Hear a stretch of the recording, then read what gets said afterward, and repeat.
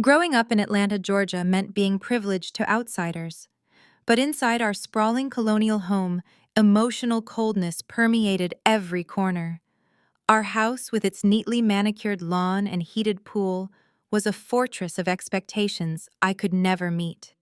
My childhood bedroom painted pale blue, at my mother Vivian's request, despite my preference for green, became my prison sanctuary. My younger sister Tiffany was the golden child. With her lighter complexion and relentless obsession with climbing the social ladder, she fit my parents' twisted ideals perfectly.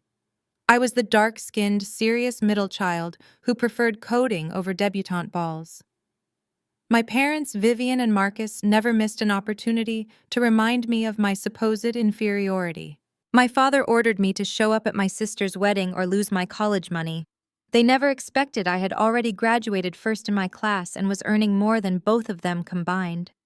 On that wedding day, the crystal chandeliers of the Grand Estate Resort sparkled over 300 of Atlanta's most elite guests. I stood near the DJ booth, ignoring the murmurs of the crowd. I plugged a small flash drive into the laptop, overriding the romantic slideshow my sister had planned. Instead, a high-resolution image of a bounced check flashed across the massive screens behind the bridal table. The amount was $150,000 stamped in bold red ink with the words "insufficient funds." Bradley the groom dropped his champagne flute. The glass shattered against the marble floor, but the sound was completely swallowed by the collective gasp of the high society crowd. My sister Tiffany stared at the screen, her flawless makeup unable to hide the sheer terror draining the color from her face. That was the exact moment they realized the lavish empire they thought they controlled actually belonged to me. But to understand how we reached that spectacular moment of destruction, we have to go back exactly 3 months. The nightmare began at Tiffany and Bradley's engagement party. The venue was an exclusive country club in Buckhead, a place where image was everything, and secrets were buried under layers of designer clothing and forced smiles. My parents, Marcus and Vivian, had spared no expense to celebrate their golden child. Tiffany was 29 years old, obsessed with status, and determined to climb the social ladder at any cost. Marrying Bradley, a 34-year-old white wealth manager, was her ultimate prize. To my parents, Bradley was the golden ticket that would permanently cement our family's position among the black elite. I am Kendra, 33 years old. I sat quietly at a dimly lit corner table nursing a glass of sparkling water. I was the dark-skinned, serious middle child who preferred business strategies over country club gossip. Everyone in that room believed I was a struggling student drowning in debt while pursuing my executive master of business administration. They looked at me with thinly veiled pity. I just let them stare. The string quartet stopped playing abruptly. My father Marcus stood at the center of the room. He tapped a silver spoon against his crystal champagne flute, demanding the attention of the entire room. He puffed out his chest, his tailored suit straining against his posture, and offered a wide, arrogant smile to the crowd. "Thank you all for joining us tonight to celebrate the union of Tiffany and Bradley," Marcus boomed, his voice carrying easily over the hushed guests. "As a father, there is nothing more important than ensuring your children's future success. We all want to see our daughters thrive, to step into a life of prosperity and prestige. That is why Vivian and I have decided to make a significant financial reallocation to give our beautiful Tiffany the lavish, unforgettable wedding she truly deserves." A ripple of polite applause washed over the room, but my father held up a hand to quiet them down. He turned his body, locking his gaze directly onto my corner table. The warmth in his eyes vanished, replaced by a cold, calculating judgment. "Kendra," he said, his voice dripping with loud condescension, "you have been in school for far too long. At 33 years old, continuing to rely on our funding for your endless business classes is simply a drain on our family resources. Therefore, we are officially cutting off your $80,000 tuition fund. Every single penny of that money will now be transferred directly into Tiffany and Bradley's wedding budget. It is time for you to finally grow up, drop the eternal student act, and face reality." The entire ballroom fell into a suffocating dead silence. Hundreds of eyes shifted toward me, filled with a sickening mixture of shock and secondhand embarrassment. My father had deliberately chosen the most public, humiliating platform possible to strip me of my dignity. Tiffany stood at the front of the room, her lips curling into a wicked, triumphant smirk. She leaned her head gracefully against Bradley's shoulder, soaking in my public humiliation, as if it were a compliment to her own greatness. Bradley looked at me with a patronizing grin, clearly enjoying the power trip my father had just handed them. They waited for me to break. They expected tears begging or a dramatic exit. I did not cry. I did not scream. I simply set my glass down on the pristine white tablecloth, my face completely devoid of emotion. They had absolutely no idea that I had already graduated valedictorian of my program 2 years ago. They had no idea that I was the secret founder and chief executive officer of Apex Concierge, a multi-million-dollar luxury event and lifestyle management empire. And most importantly, they had no idea that the $80,000 tuition fund my father proudly claimed to be cutting off was actually my own money. For years, I had been secretly funneling cash into his failing retirement accounts under the guise of an educational trust just to keep them afloat. By cutting me off, Marcus had just severed his own financial lifeline. Before I could formulate a verbal response, my mother marched aggressively across the luxurious dining room to intervene. Vivian grabbed my arm with terrifying bruising force, her sharp manicured nails digging painfully through the delicate fabric of my sleeve. She absolutely did not care who was watching our deeply uncomfortable interaction. She dragged me violently away from the whispering crowd, pulling me roughly into a secluded, dimly lit hallway located near the club's restrooms. Her aging face was immediately twisted with intense, bitter rage, and I knew the real, brutal confrontation was just beginning right then and there behind closed doors. Vivian shoved me against the floral wallpaper of the secluded hallway, her fingers trembling with fury. "What is wrong with you?" she hissed, her voice a venomous whisper, hidden from the wealthy guests just a few rooms away. "You could not even put on a fake smile for your sister. You always have to ruin everything with your bitter attitude." I smoothed out the delicate silk sleeve exactly where she had grabbed me. "I was sitting quietly, Mother. Dad was the one who made a public spectacle out of my supposed financial ruin." Vivian crossed her arms and scoffed loudly. "He did what he had to do to ensure this wedding is flawless. Do you have any idea what Tiffany marrying Bradley means for this family? Bradley is a highly respected wealth manager from established money. He is a prominent white man who is elevating our status in Atlanta just by associating with us." The self-hatred in her words was physically nauseating, but it was nothing new. My mother had always operated under a twisted colorist hierarchy. She stepped closer, her eyes scanning me with deep disgust. "Look at you," she sneered. "You refuse to relax your hair. You insist on wearing it natural, making you look completely unapproachable. You have my dark skin, but you lack any of the grace required to carry it in high society. Tiffany was blessed with a lighter complexion, and she knows how to present herself to powerful men. She understands the game. You are 33 years old, single, and still pretending to be a student. You are an absolute embarrassment to the family name." The cruel words did not cut as deeply as they used to. I had spent years building an impenetrable armor against her toxic rhetoric. "So Dad cuts off the tuition fund I supposedly need, and you drag me into a hallway to insult my skin tone," I said calmly. "Is there a point to this conversation?" Vivian's eyes narrowed into dangerous slits. "The point is that you owe your sister. You have been hoarding your little student loans and saving up your meager allowance for years. We need an extra $10,000 for the imported floral arrangements. The hydrangeas Tiffany wants have to be flown in from Holland, and the budget is stretching thin."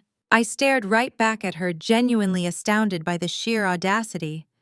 "You want me to hand over $10,000 of my savings to buy flowers for a sister who just laughed at my public humiliation?" "I am demanding it," Vivian growled, jabbing a finger into my shoulder. "You will transfer that money into my account by tomorrow morning. If you refuse to support your sister's happiness, never bother showing your face at our house again. Consider yourself completely cut off from this family.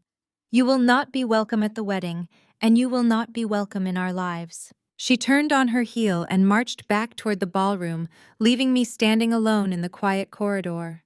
I took a deep, steadying breath. Being banished from their toxic world sounded more like a reward than a punishment. I adjusted my dress, grabbed my clutch, and walked toward the grand foyer to leave. I had no intention of staying a minute longer in that hostile environment. As I approached the large glass double doors leading to the valet stand, a tall figure stepped directly into my path. It was Bradley. He smelled strongly of expensive scotch and cheap arrogance. His blonde hair was perfectly styled, and his tailored tuxedo fit his athletic frame flawlessly. He flashed a brilliant, condescending smile that made my stomach churn. "Leaving so soon, Kendra?" he asked, his tone dripping with mock sympathy. "The party is just getting started." I maintained a polite, neutral expression. "It has been a long evening, Bradley. Congratulations on the engagement. I need to get home." He let out a soft, patronizing chuckle and stepped closer, invading my personal space. "Listen, I know Marcus came down a bit hard on you in there, but you have to understand where he is coming from. You have been struggling for a long time, bouncing around different classes, trying to find your way in the world. It is hard for them to watch you flounder while Tiffany is doing so well." He reached into the inner pocket of his tuxedo jacket and pulled out a sleek designer leather wallet. "I want to help you out," Bradley continued, adopting the tone of a benevolent savior rescuing a helpless victim. "I know losing your tuition money must be terrifying for someone in your position, but do not worry, I am going to make sure you are taken care of." He extracted a crisp $100 bill from his wallet and held it out to me. When I did not immediately take it, he reached forward and tucked the money directly into the pocket of my coat. "Take an Uber home tonight," he sneered gently, patting my shoulder as if I were a lost child. "Treat yourself to a nice meal, and listen, once you finally finish those business classes, give me a call. I can probably pull some strings and get you a low-level assistant job at my wealth management firm. You could answer phones, manage schedules, that sort of thing. It will not pay much, but it will keep you off the streets and stop you from being such an embarrassment to Tiffany. We are family now, Kendra. I look after my own." The sheer magnitude of his white savior complex was almost comical. Here was a man who believed he was a billionaire titan of industry offering a minimum wage receptionist job to a woman he viewed as a pathetic broke student. He had absolutely no idea that his supposed wealth management firm was currently under investigation, or that I possessed more capital in my personal checking account than he had ever seen in his entire life. I looked down at the $100 bill peeking out of my pocket, then looked back up into his smug, self-satisfied blue eyes. I did not throw the money back in his face. I did not curse at him or try to defend my honor. I simply smiled. It was a cold, perfectly polite smile that revealed absolutely nothing of the lethal storm brewing inside my mind. "Thank you, Bradley," I said, my voice smooth and utterly devoid of sarcasm. "That is very generous of you. I will definitely keep your offer in mind for the future." "Anytime, kiddo," he replied, giving me one last patronizing wink before turning around and swaggering back into the country club to rejoin his adoring audience. I stood alone near the valet stand, the cool evening breeze sweeping through the open doors. I pulled the $100 bill from my pocket, folding it neatly between my fingers. They wanted to play a game of power and humiliation. They wanted to strip me down and parade my supposed failures for the amusement of Atlanta's elite. But they had made one massive, catastrophic miscalculation. They had severely underestimated their opponent. I walked past the line of waiting Ubers and standard luxury sedans, stepping out into the crisp night air. I was not going to cry over my mother's colorist insults, and I certainly was not going to lose sleep over Bradley's pathetic attempt to assert dominance. The chessboard had been set, and they had blindly handed me all the winning pieces.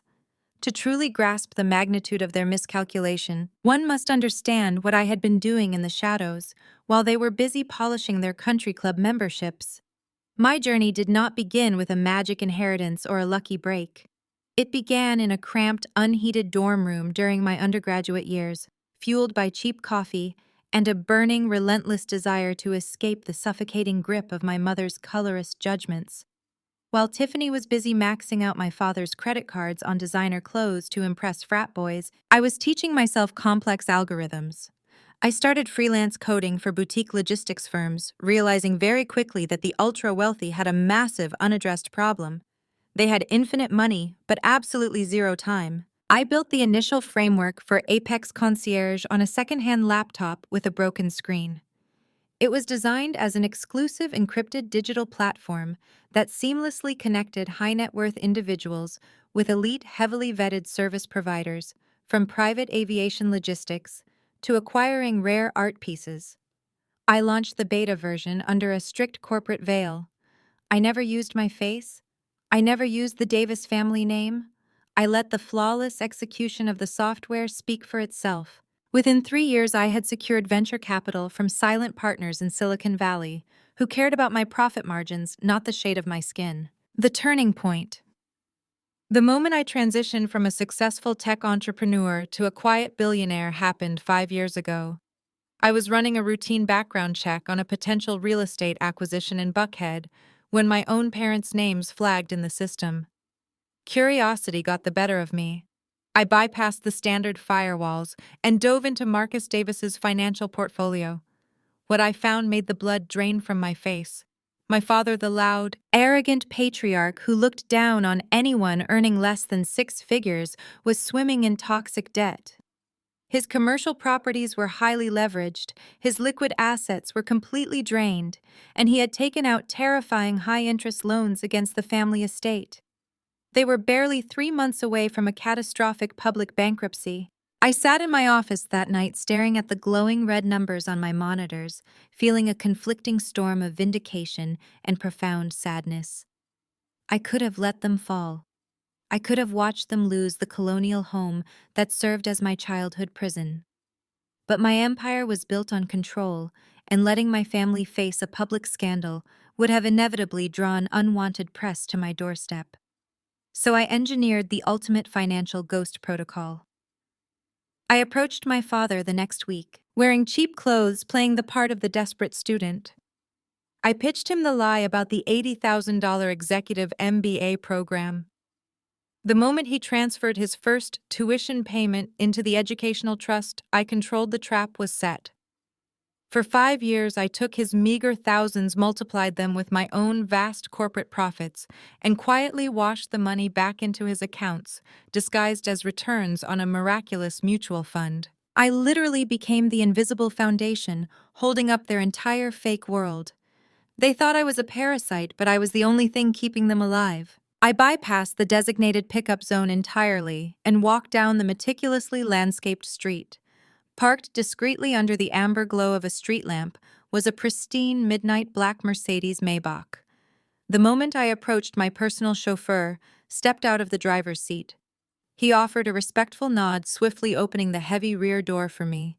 I slid into the luxurious temperature-controlled cabin, sinking into the plush leather seat with a deep sigh of relief. The contrast between my family's desperate performative wealth and my own established empire was staggering. Sitting across from me in the spacious rear cabin was my executive assistant, Sasha. She was already holding a glowing tablet, her expression sharp and focused. "Good evening, Ms. Davis," Sasha said, handing me a crystal tumbler of sparkling water. "I assume the engagement party was exactly as intolerable as we originally predicted." I took a slow sip of the water and smiled, pulling the crumpled $100 bill from my coat pocket and tossing it onto the console. "It was entirely predictable, Sasha. Marcus made a grand public spectacle of cutting off my tuition fund. Vivian demanded I pay $10,000 for imported floral arrangements, and Bradley just tried to tip me to take an Uber home." Sasha let out a dry, incredulous laugh. "It is truly fascinating how committed they are to this delusion," she remarked. "They actually believe you are still a struggling graduate student." The irony of their ignorance was almost poetic. My parents had absolutely no idea that I had graduated valedictorian of my Executive Master of Business Administration program 2 years ago.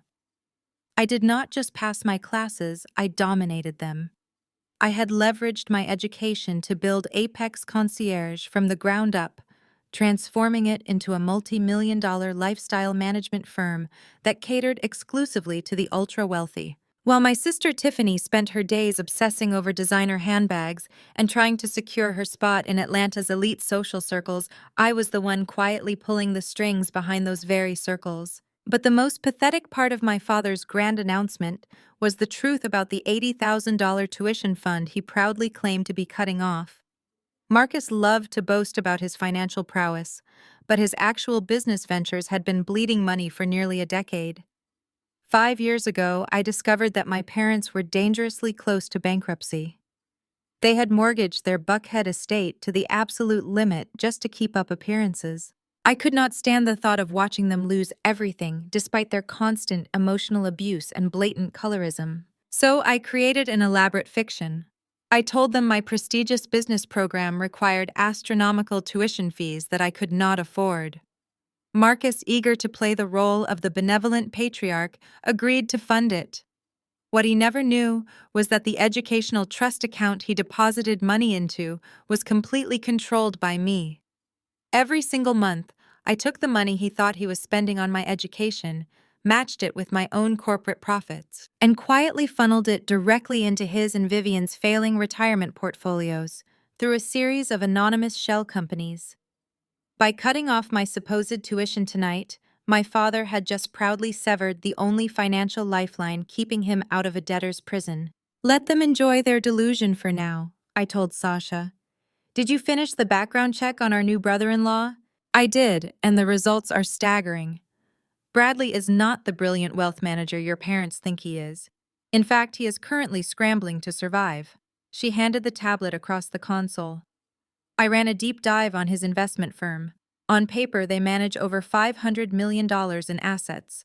But my contacts at the Securities and Exchange Commission confirmed that Bradley is currently under a quiet, active investigation for massive liquidity issues. I scrolled through the encrypted financial reports Sasha had compiled, my eyes scanning the devastating data. Bradley's firm was hemorrhaging cash. He had been promising his wealthy clients absurd guaranteed returns on international real estate investments that simply did not exist. He was using the capital from new investors to pay off the dividends of his older clients. He is running a Ponzi scheme, I whispered, a cold smile forming on my lips. A highly leveraged, incredibly fragile Ponzi scheme. Exactly, Sasha confirmed. And the walls are closing in on him. His offshore accounts in the Cayman Islands have been frozen pending the federal investigation. He has multiple margin calls coming due by the end of the month, and he has absolutely zero liquid capital to cover them. He is broke, desperate, and looking for a bailout. The pieces of the puzzle slammed together in my mind with perfect, terrifying clarity. Bradley was not marrying Tiffany because he loved her. He was marrying her because Marcus presented himself as a fabulously wealthy, well-connected patriarch of the black elite. Bradley believed that marrying into my family would give him unrestricted access to Marcus's affluent social circle, providing a fresh pool of wealthy victims to keep his Ponzi scheme afloat. He also likely assumed that Marcus would cover the exorbitant costs of the wedding, allowing Bradley to maintain his illusion of limitless wealth without spending a dime of his own non-existent money. This is brilliant, I murmured, staring out the tinted windows. My father is relying on a fraudulent white savior to secure our family's legacy, and that very savior is secretly relying on my father's empty pockets to avoid federal prison. They are two sinking ships desperately trying to use each other as a life raft. And your $80,000 tuition fund was just transferred directly into Bradley's wedding account, Sasha reminded me, tapping her sleek stylus against the armrest. Marcus basically just handed your charity money over to a con artist. I picked up the crisp $100 bill Bradley had given me and folded it deliberately in half. The sheer audacity of his condescension burned in my chest, fueling a quiet, calculated fury. He had looked at a self-made millionaire and offered her a minimum wage job out of pity. Let him keep the $80,000, I said softly, my voice devoid of any warmth. He is going to need every single penny for his legal defense fund, but we are going to make sure he does not get a single dime more from my family. Sasha, I want you to initiate a comprehensive surveillance protocol on Bradley's financial transactions. Track every vendor he hires for this wedding. Monitor every deposit he attempts to make. If he tries to leverage my father's name for any lines of credit, I want to know about it immediately. La? Sasha smiled, her fingers dancing across the tablet to initiate the commands. Consider it done, boss. Are you planning to warn your parents about him? Absolutely not, I replied instantly. Vivian made it perfectly clear tonight that I am an unwanted burden who only exists to get in the way of their greatness. I am going to step out of their way completely. I am going to let them plan the most extravagant, ridiculously expensive wedding this city has ever seen. And when Bradley inevitably fails to pay the bills, I will be the one holding all the receipts. The Maybach pulled smoothly into the secure underground garage of my luxury penthouse building. I stepped out of the vehicle, the $100 bill still clutched tightly in my hand. My family had demanded a flawless high society wedding. I was going to make sure they got a spectacle they would never, ever forget. 2 weeks after the engagement party, the delusion of my family's wealth was put on full nauseating display during Tiffany's bridal shower. Vivian had rented out the entire glass atrium of a luxury tea room in Midtown Atlanta. The space was choked with imported white roses, towers of artisanal macarons, and a 4-tier fondant cake that cost more than most people's monthly rent. I was obligated to attend, sitting quietly at the edge of a velvet banquette, sipping herbal tea, while 30 of Atlanta's most judgmental society women scrutinized my every move. Tiffany sat on an actual velvet throne in the center of the room, tearing into elaborately wrapped gifts with the ravenous hunger of a spoiled child. She scoffed at a $500 espresso machine gifted by a cousin, loudly whispering to her bridesmaids that Bradley's kitchen already had a built-in barista station. Vivian glided around the room, making sure every guest knew exactly how much everything cost. She eventually slithered her way over to my quiet corner, her eyes scanning my simple tailored charcoal dress with obvious disdain. "Could you not have worn something a little more festive, Kendra?" She sighed loudly, ensuring the women at the neighboring tables could hear her. "You look like you are attending a corporate funeral. And your hair? I gave you the number of Tiffany's stylist. You really should have relaxed it for today. You stick out like a sore thumb among all these elegant women." "I prefer my natural hair, Vivian, and my dress is comfortable," I replied, my voice completely flat, refusing to give her the reaction she desperately craved. She rolled her eyes. "Well, try to smile. People are starting to ask why the bride's sister looks so bitterly jealous. It is not Tiffany's fault that she secured a billionaire while you are still struggling to pay off student loans." I watched Tiffany hold up a set of $1,000 crystal champagne flutes, screaming in performative delight. They were drowning in an ocean of fake prosperity. Vivian had paid for this entire exorbitant shower using a secondary credit card with a 20% interest rate, completely unaware that her primary accounts were already bleeding dry. I simply took another sip of my tea, savoring the profound irony. I didn't need to look festive. Vivian was entirely correct without even realizing it. I was attending a funeral, the funeral of their fake empire. 3 weeks later, the meticulously organized sanctuary of my penthouse was violated.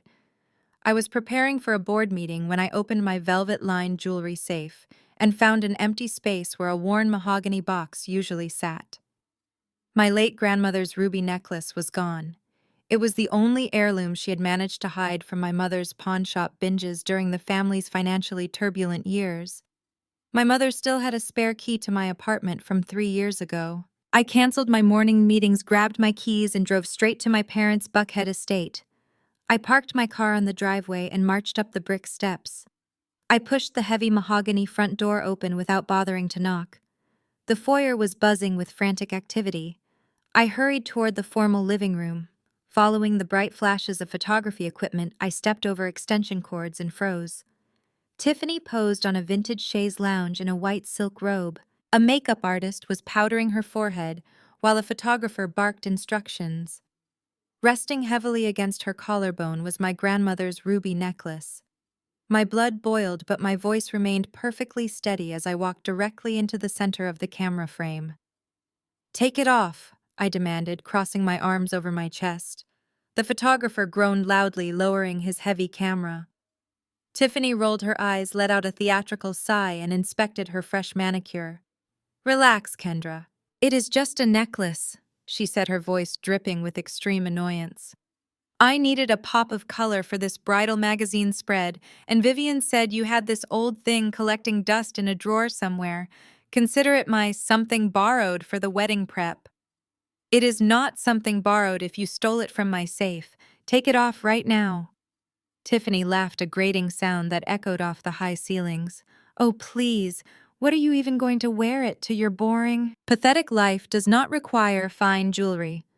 I am marrying a millionaire next month, and this photo shoot will be published in Atlanta's premier bridal magazine. Let me finish the shoot, and you will get your trinket back when I am done. I am not asking you a second time, I stated firmly. I reached down and grasped the heavy gold clasp at the back of her neck. Tiffany shrieked as if I had pulled a weapon on her. She slapped at my wrists, her long acrylic nails scratching desperately against my skin. I held firm, twisting the intricate latch to free the rubies. Get your hands off me, you jealous psycho! She screamed, thrashing wildly on the chaise lounge. The photographer yelled for security. I finally unhooked the clasp, but before I could pull the necklace away, a massive, forceful hand clamped down on my shoulder. I was violently yanked backwards, spinning around just in time to see my father's hand flying. The sharp, stinging slap echoed through the room like a gunshot. The impact knocked my head to the side, leaving a burning red handprint across my cheek. I tasted copper as my teeth cut into the inside of my lip. He was breathing heavily, his eyes wide with uncontrollable fury. Have you lost your damn mind? Marcus roared, stepping between me and a sobbing Tiffany. You barge into my home and assault your sister during the most important photo shoot of her life. You are nothing but a jealous, bitter spinster trying to ruin her perfect moment because no man will ever look at you the way Bradley looks at her. Vivian rushed into the room, wrapping her arms around Tiffany. She is a monster, Marcus, Vivian cried out, glaring at me with pure hatred. She cannot stand seeing someone with lighter skin and better prospects succeed. I wiped a small drop of blood from the corner of my mouth, holding the ruby necklace tightly in my fist. She stole from me, I said quietly, refusing to break eye contact with my father. Marcus scoffed, stepping into my personal space. Nobody cares about your cheap jewelry. In fact, your little stunt today is going to cost you heavily. Bradley has encountered a minor administrative delay. His investment funds are temporarily tied up in Swiss accounts due to international banking regulations. We need to secure the Grand Estate Resort for the wedding venue immediately, and they are demanding a $50,000 deposit today. Since you decided to act like a violent animal in my house, you are going to make yourself useful. You are going to use that massive student credit line you have been hoarding to pay that deposit right now. I stared at him in genuine disbelief. You want me to take out $50,000 in student debt to pay for a wedding venue because your fake billionaire son-in-law cannot access his own money? Marcus leaned in closer, his voice dropping to a menacing, lethal whisper. You will pay the venue deposit today, Kendra. If you refuse, I will personally call the dean of your university. I am a major donor to that school's alumni network. I will tell them you violently assaulted your sister, and I will pull every string I have to ensure you are expelled permanently. You will lose your degree, you will lose your future, and you will have absolutely nothing left. Do you understand me? The unadulterated delusion of his threat was breathtaking. He actually believed he held my future in his hands. He was completely unaware that he was threatening a woman who possessed enough power to buy his entire existence and sell it for spare parts. I looked at my father, then at my sobbing sister, and finally at my mother, who was glaring at me with absolute disgust. I nodded slowly, allowing a fake tear to slip down my cheek. Fine, I whispered, playing the role of the defeated, terrified daughter to perfection. I will pay the deposit. I let a single, trembling tear fall down my cheek, ensuring my father saw the absolute defeat in my eyes. I lowered my head, staring at the intricate patterns of the Persian rug beneath my feet. Marcus released his aggressive stance, stepping back with a satisfied, triumphant huff. He adjusted the cuffs of his expensive dress shirt, looking down at me as if I were nothing more than an insect that he had finally crushed under his heel. See to it that the money is transferred immediately, Marcus commanded, his voice returning to its usual cold, authoritative tone. And fix your face before you leave. I will not have my neighbors seeing you walk out of here looking like a hysterical mess. Vivian turned her back on me, completely rushing over to Tiffany, who was already repositioning herself on the chaise lounge. The makeup artist quickly stepped in to touch up Tiffany's powder, completely ignoring the fact that my cheek was throbbing and burning from my father's brutal slap. They had gotten exactly what they wanted. They had secured the funds for their precious society wedding, and they had successfully put the dark-skinned rebellious scapegoat back in her place. I turned around and walked slowly out of the formal living room. I kept my shoulders slumped and my head bowed, maintaining the illusion of a broken, terrified graduate student all the way down the grand hallway. I pulled the heavy mahogany front door open and stepped out into the humid Atlanta afternoon.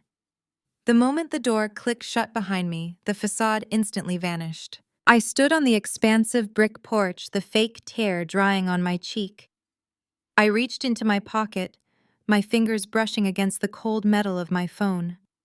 The stinging pain on my face was already fading, replaced by a sharp, exhilarating rush of adrenaline. Marcus thought he had backed me into a corner. He thought his threat of expulsion was the ultimate trump card. He had absolutely no idea that he had just handed me the exact weapon I needed to dismantle their entire fraudulent empire. I walked briskly down the long, winding driveway, bypassing the imposing iron gates of my parents' estate. Parked discreetly around the corner, entirely out of sight from the main house, was my midnight black Mercedes Maybach. My chauffeur, David, immediately stepped out to open the rear door. I slid into the quiet, temperature-controlled cabin, pulling my phone from my pocket. "Are you all right, Ms. Davis?" David asked, glancing at me through the rearview mirror. He noticed the red mark blooming across my cheek, his professional demeanor slipping into genuine concern. "I am perfectly fine, David," I replied smoothly, tapping the screen of my phone. "In fact, I have never been better. Please take me back to the office." I scrolled through my encrypted contacts and selected a highly secure number. The line rang only twice before a crisp professional voice answered. "Grand Estate Resort Executive Office. This is Julian speaking. How may I assist you?" "Julian, it is Kendra," I said, leaning back into the luxurious leather seat. "Ms. Davis." Julian's tone shifted instantly from standard customer service to utmost reverence. "It is an honor to hear from you. We are currently finalizing the seasonal floral installations in the main ballroom. The new crystal chandeliers you ordered for the conservatory were installed this morning. Everything is operating perfectly. How can I help you today?" "I need you to pull up the booking file for the upcoming wedding of Tiffany Davis and Bradley Sterling," I instructed. I heard the rapid clacking of a high-end keyboard on the other end of the line. "I have it right here, Ms. Davis. The Sterling wedding. They have booked the entire south wing, the grand ballroom, and the botanical gardens for the ceremony. However, I must inform you that we encountered a severe issue with their account this morning. The $50,000 deposit check provided by Mr. Sterling was returned by the bank.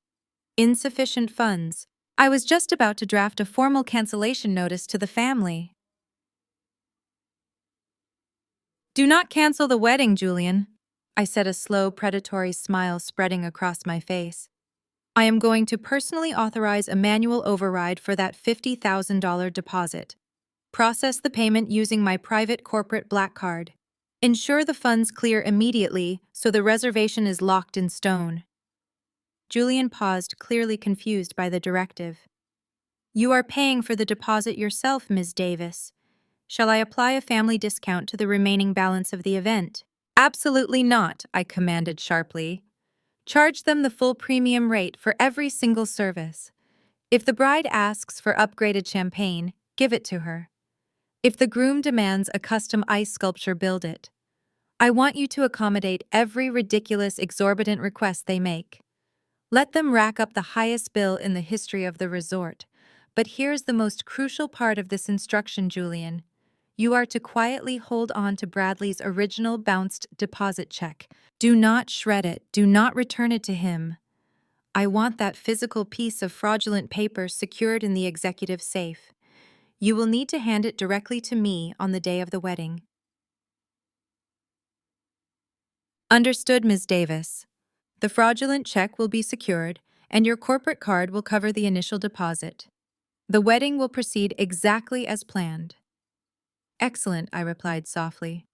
They believe they are renting this venue from a faceless corporate entity. They do not know that Apex Concierge acquired the Grand Estate Resort 6 months ago. I am their host, Julian. I own the ground they will be walking on, and I own the debt they are accumulating. It will be handled flawlessly, boss, Julian assured me. I ended the call and tossed my phone onto the leather seat beside me. The perfect trap was now fully locked in place. Marcus, despite his towering arrogance, was not entirely oblivious to the rapidly shrinking numbers in his bank accounts. A week before the wedding, the financial strain of Tiffany's endless demands began to crack his confident facade.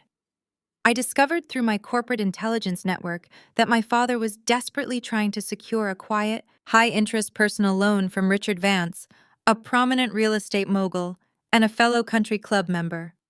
Marcus needed a quick $200,000 to cover the sudden, unexpected vendor overages that Bradley kept mysteriously forgetting to pay. If Richard Vance granted that loan, Marcus might have actually bought himself enough time to delay the foreclosure and keep the wedding illusion intact for a few more months. I absolutely could not allow that to happen. Richard Vance was a powerful man in Atlanta, but his real estate firm was currently seeking a massive logistical partnership with Apex Concierge to manage his new luxury condominium properties. He had been practically begging my acquisition directors for a meeting for over 6 months. I picked up my encrypted phone and called Richard directly. When he realized the elusive CEO of Apex Concierge was personally on the line, he was practically breathless with excitement. I kept the conversation brief and purely professional. I informed him that Apex was seriously considering his firm for a 10-year exclusive contract, but we required our partners to have absolutely flawless financial judgment. I casually, almost accidentally mentioned that I had reviewed Marcus Davis's recent financial filings and found them to be highly toxic. I strongly advised Richard that extending any personal or professional credit to Marcus would be viewed by Apex Concierge as a severe lapse in risk management, effectively killing our potential partnership. Richard Vance canceled his lunch meeting with my father 10 minutes later. He formally denied the loan application, citing unforeseen liquidity constraints. Marcus was left completely isolated, entirely cut off from his wealthy friends, and completely dependent on a son-in-law who was secretly robbing him blind. I had meticulously locked every single door in the burning house, but simply paying the deposit was not enough. I needed to witness the delusion firsthand. I needed to see exactly how far my sister was willing to stretch a budget that did not exist. 2 days later, I drove out to the Grand Estate Resort under the guise of dropping off some fabric swatches for the bridesmaids' dresses. In reality, I was conducting a covert inspection of my own property. The resort was a sprawling, majestic masterpiece of Southern architecture, boasting 200 acres of manicured botanical gardens, a private golf course, and a crystal conservatory. I bypassed the main lobby and slipped through the employee-only corridors, moving flawlessly through the opulent shadows of my own building. I stood on a Juliet balcony overlooking the grand ballroom, completely hidden by heavy velvet curtains, and looked down at the chaos below.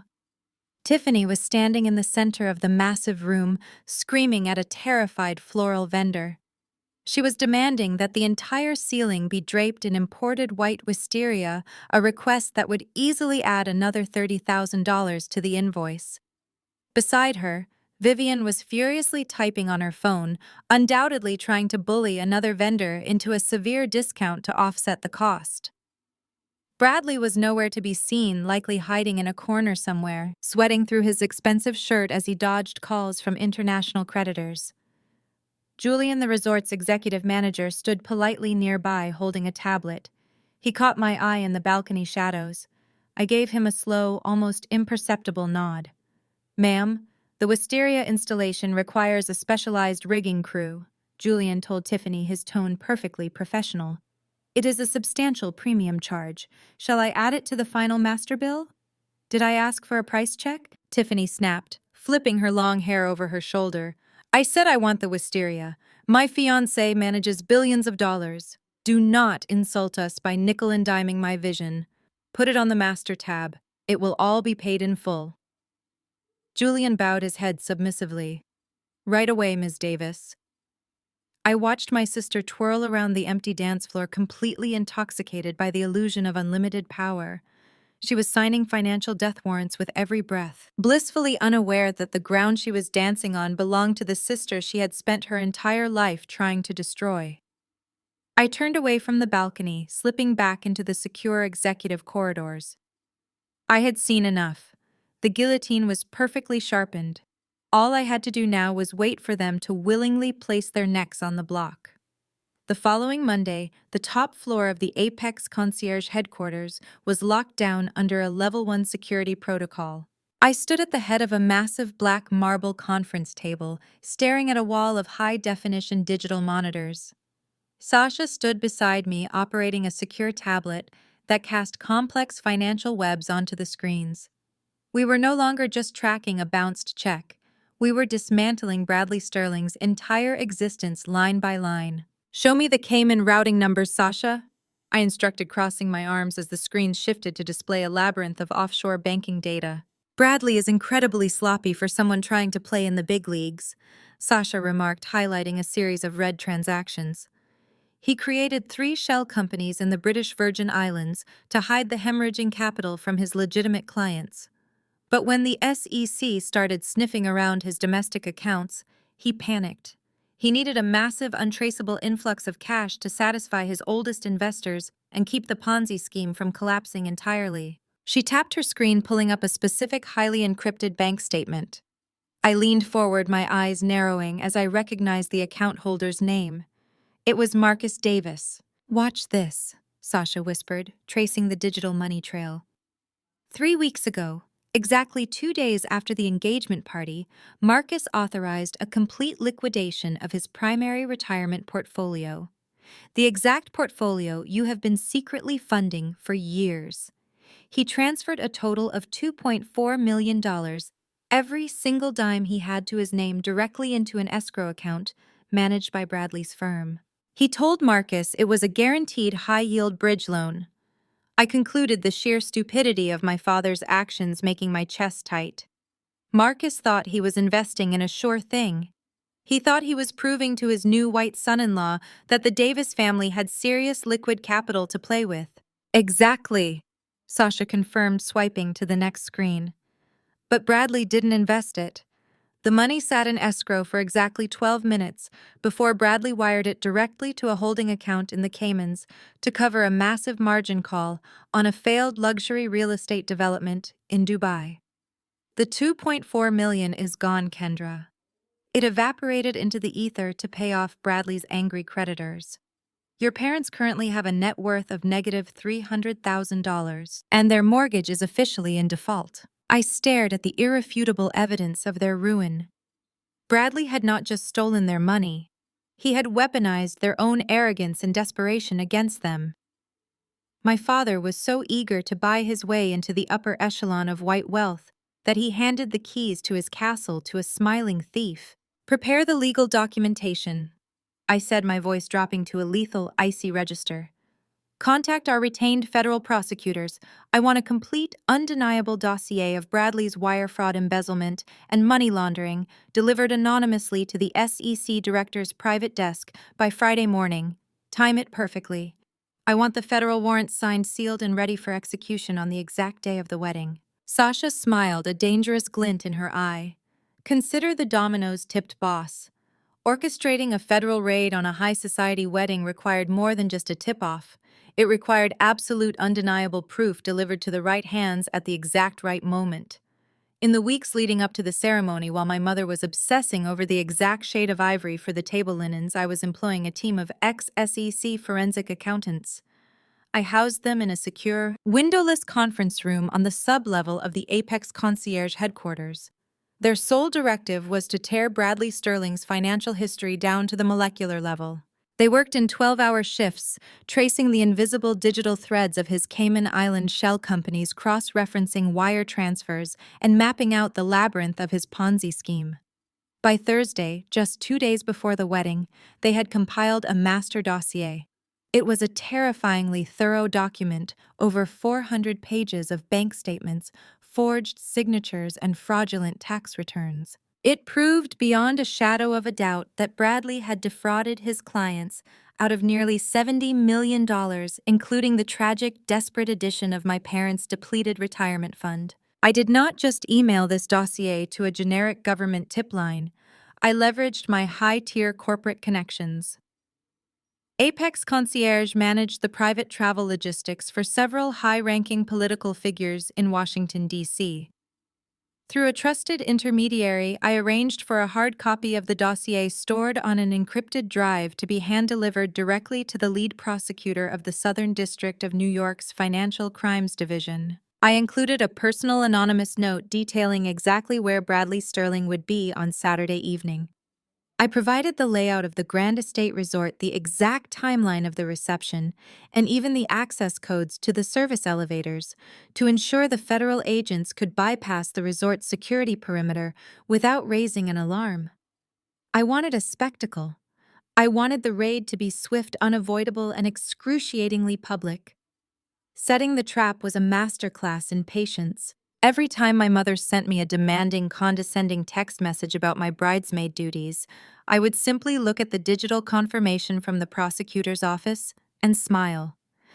They were busy planning a party, completely oblivious to the fact that I was meticulously planning their funeral.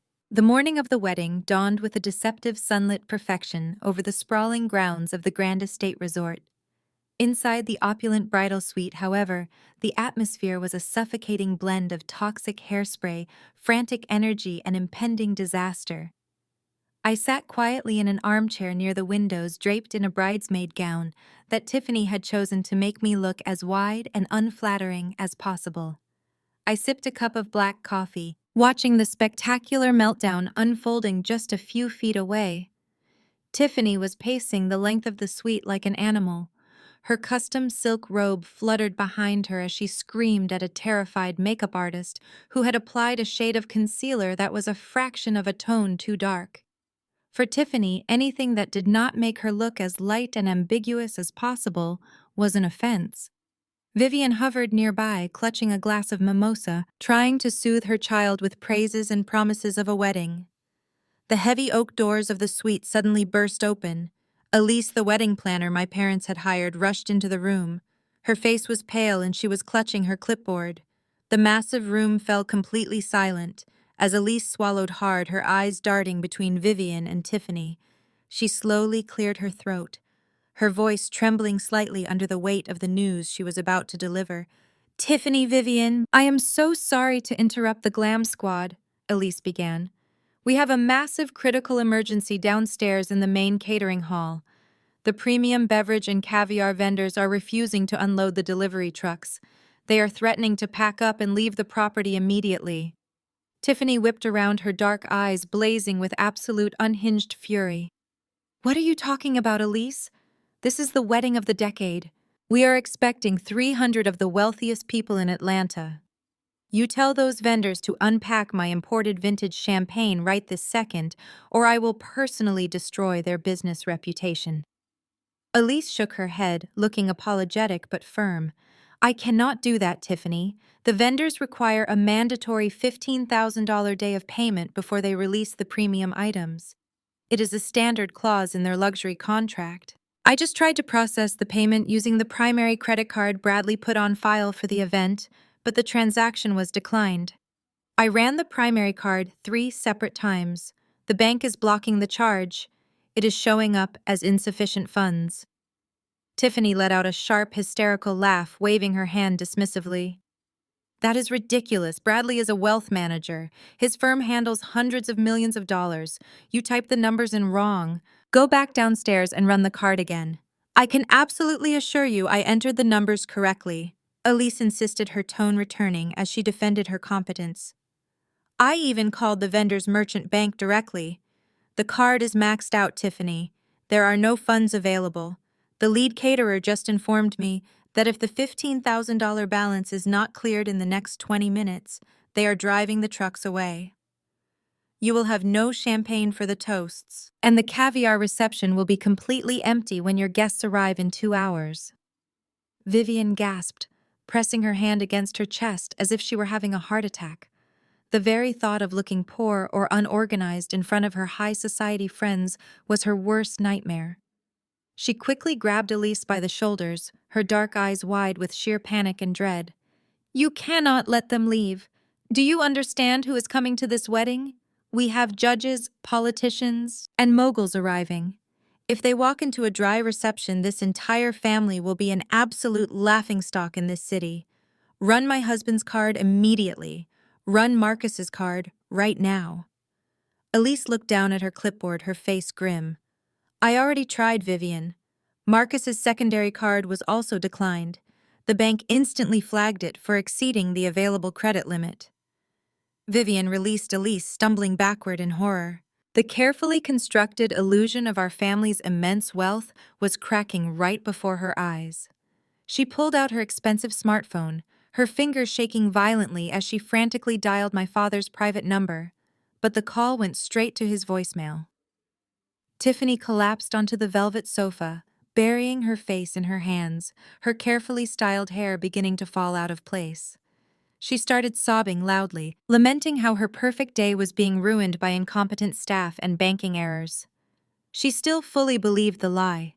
She genuinely thought Bradley was a victim of a simple banking mistake, completely oblivious to the fact that she was about to marry a broke, fraudulent criminal. I took another slow, very deliberate sip of my black coffee, savoring the deeply bitter taste. Everything was playing out exactly according to my detailed surveillance reports. Sasha had explicitly warned me that Bradley's corporate accounts were completely frozen solid, and I knew the exact moment the day of vendor charges hit his entire financial facade would shatter. I quietly watched my mother pace the luxurious room, continuously muttering to herself about the profound humiliation she was about to endure. She briefly looked at a sobbing Tiffany, then looked at the silent wedding planner, and finally her desperate, panicked gaze landed directly on me.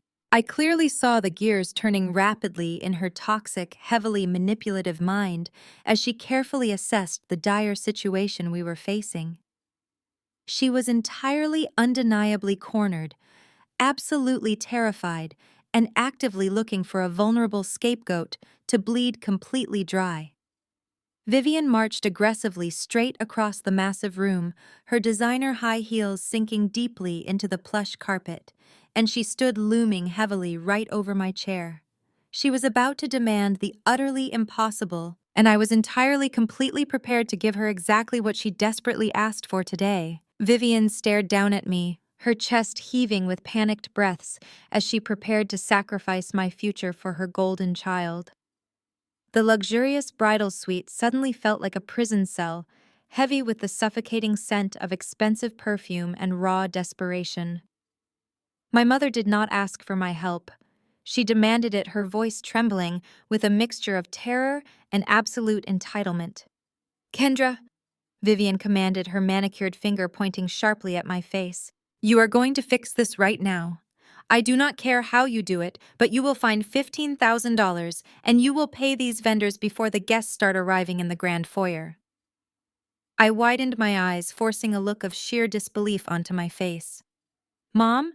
How am I supposed to find $15,000? You and Dad just forced me to pay $50,000 for the venue deposit a few weeks ago. My student credit cards are completely maxed out. I have absolutely nothing left to give." Tiffany let out a loud, dramatic wail from the velvet sofa, clutching a lace throw pillow against her chest. "Make her do it, Mom!" Tiffany screamed, pointing an accusatory finger in my direction. "She is just sitting there drinking coffee while my entire wedding is falling apart. She probably planned this just to ruin my perfect day." Vivian ignored her crying daughter and leaned closer to me, her dark eyes flashing with a ruthless, unrelenting determination.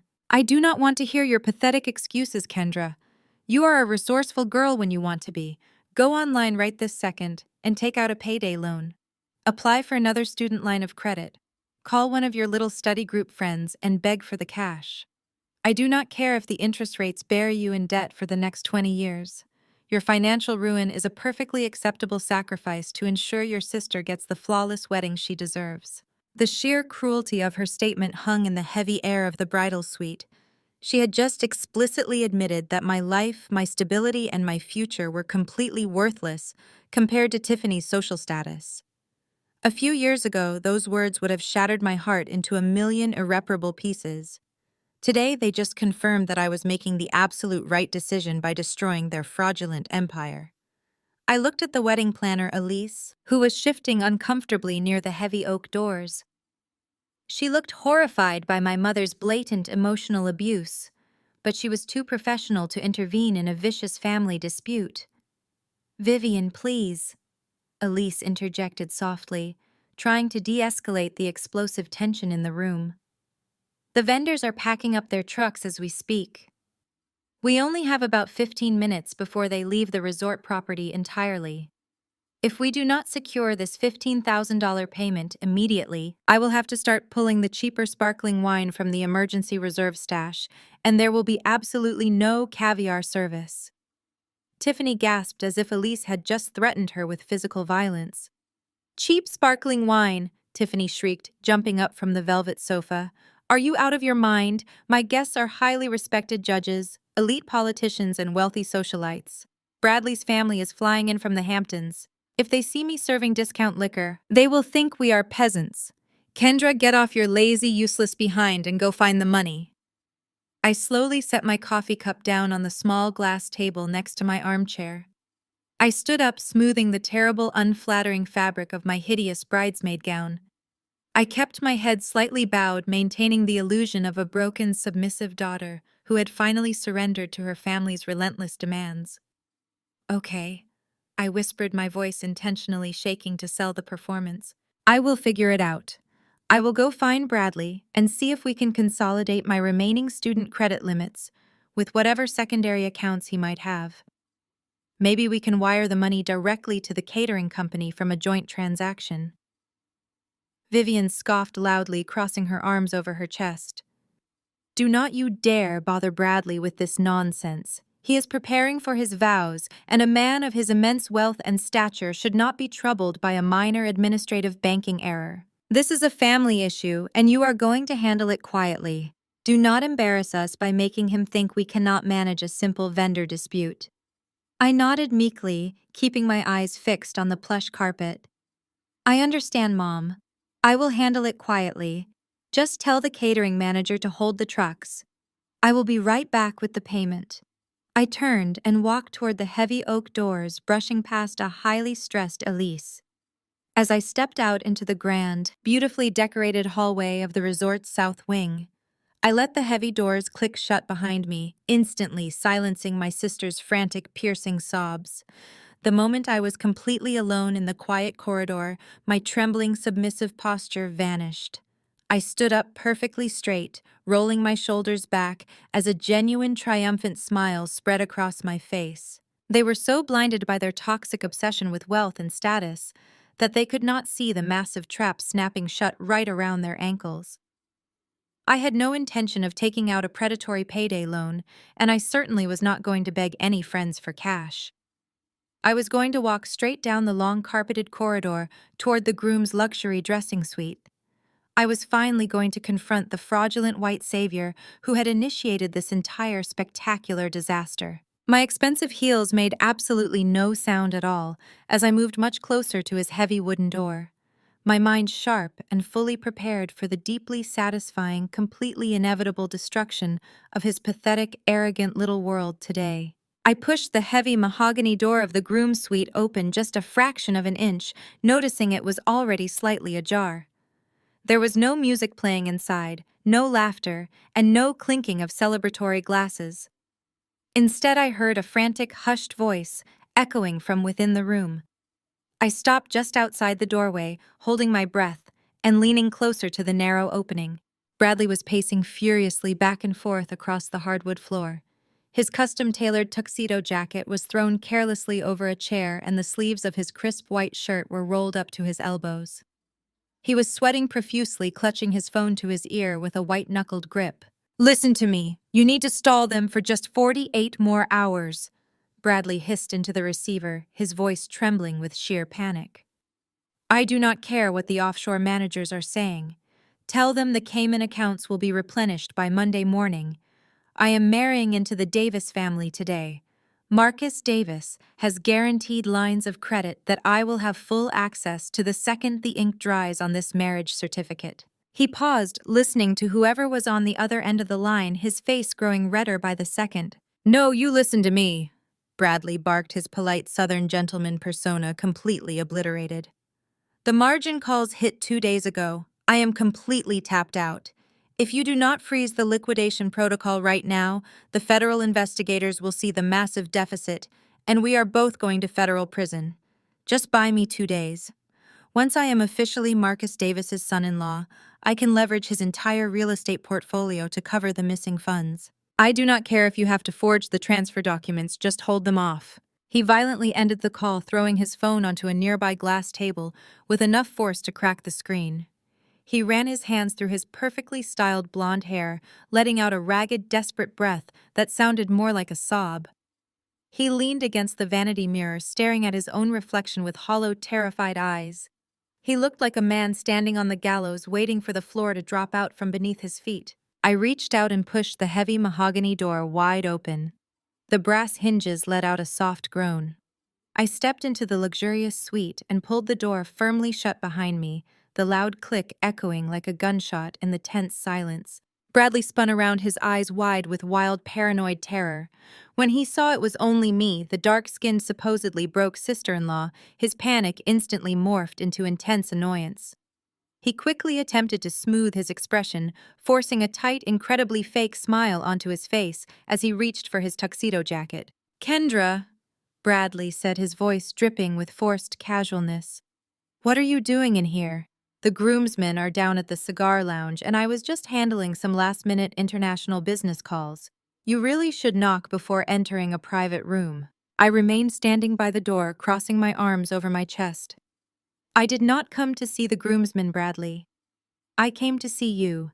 We have a rather pressing situation downstairs in the main catering hall. It seems your primary credit card was brutally declined for the $15,000 day of payment required by the premium beverage vendors.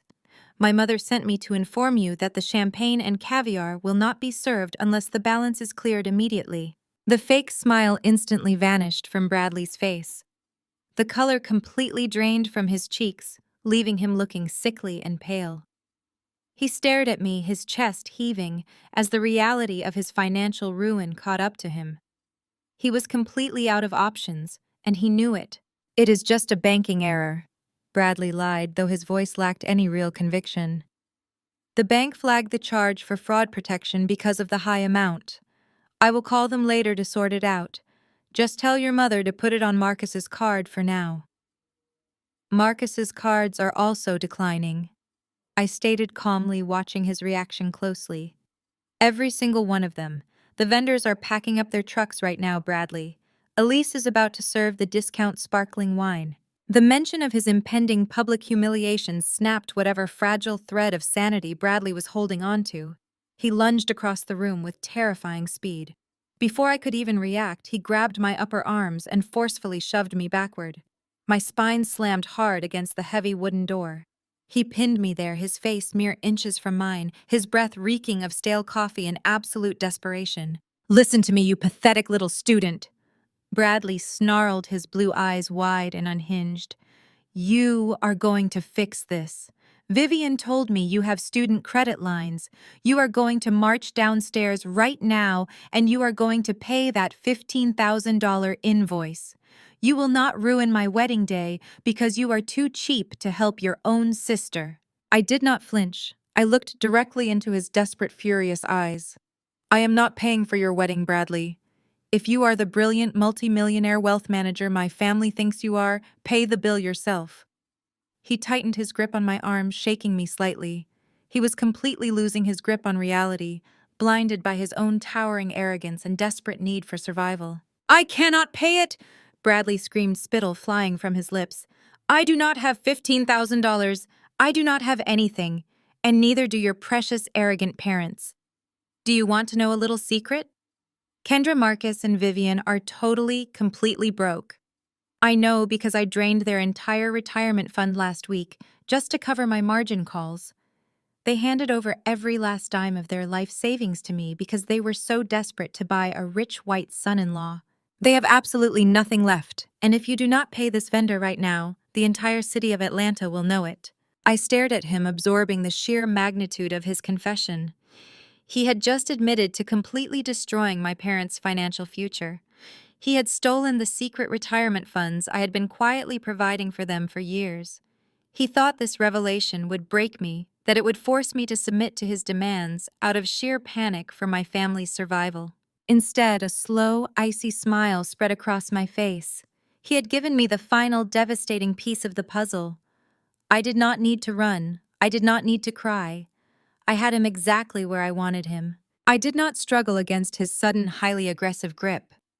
I did not raise my voice or show a single ounce of the fear he so desperately wanted to extract from me. Instead, I looked down at his trembling, sweat-slicked hands clutching the delicate fabric of my bridesmaid dress. I raised my own hands and smoothly, almost clinically, peeled his fingers off my arms. I calmly brushed the invisible dust from my silk sleeves, treating his physical intimidation like a minor, distasteful inconvenience. Bradley stumbled back a half step, completely thrown off balance by my absolute lack of panic. He expected a terrified student. He got a stone-cold executive. "You drained their retirement accounts," I stated, repeating his confession to ensure the words hung heavily in the suffocating air of the groom suite. "Marcus and Vivian handed you their entire life savings, and you burned it all to cover your fraudulent margin calls." Bradley swallowed incredibly hard, his Adam's apple bobbing nervously against his tight, sweat-stained collar. He opened his mouth to shout another threat to regain the upper hand, but no sound came out. The terrifying realization that he had just exposed his criminal liability to the sister-in-law he constantly belittled was finally piercing through his arrogant delusion. I did not give him the chance to recover or backtrack. I turned my back on him, dismissing his entire existence, and reached for the heavy brass handle of the mahogany door. I pulled the heavy mahogany door open and stepped back out into the brightly lit plush hallway of the resort's south wing. Bradley stumbled out right behind me, his chest heaving, his face a mask of panicked rage. Elise, the wedding planner, was standing a few yards away, wringing her hands anxiously. Beside her stood the lead catering vendor, a stern-looking, broad-shouldered man holding a wireless payment terminal and looking fully prepared to march his staff out the front doors. When Elise saw Bradley, she let out a loud gasp of relief. "Bradley, thank goodness!" Elise rushed forward. "We have a catastrophic issue with the primary account. We need an alternative payment method for the $15,000 balance right this second, or the trucks are leaving." Bradley froze in place. He looked at the vendor, then at Elise, and finally his desperate, manic eyes darted toward me. He was silently, desperately begging me to play the familiar role of the compliant, easily manipulated, terrified family scapegoat. He needed me to take the fall, to humiliate myself, to assume the massive debt, so his fraudulent billionaire facade could survive the next few hours. I maintained direct, unblinking eye contact with him as I slowly, deliberately reached my hand into my imported designer clutch. I bypassed the standard banking cards I used for everyday purchases. My fingers bypassed the student identification cards my family thought defined my entire world. Instead, I pulled out a heavy matte black titanium card. It was an exclusive invitation-only corporate card issued solely to the highest echelon of elite wealth.